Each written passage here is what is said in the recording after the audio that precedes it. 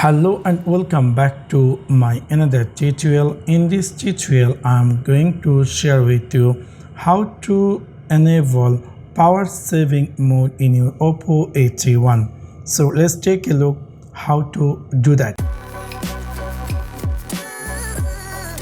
You might be recently buy this Oppo A31 and you are confused how to enable power saving mode. It's like you are traveling or you are going somewhere which is long, very long, far from away, and you want to let your phone enable power saving mode. So that's going to be save or giving you more battery, so you can use at least receiving phones or etc.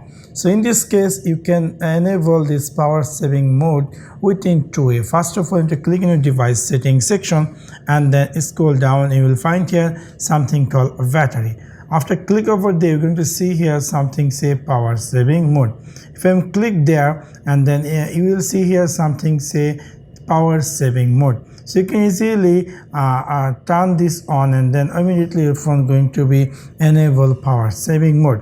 And you can see the difference between from now your phone going to give you more lasting. Also in power saving mode there is a you can see there is also turn off automatically power saving mode. If you want, you can do. So this is the one way how you can easily enable power saving mode in your Oppo A31.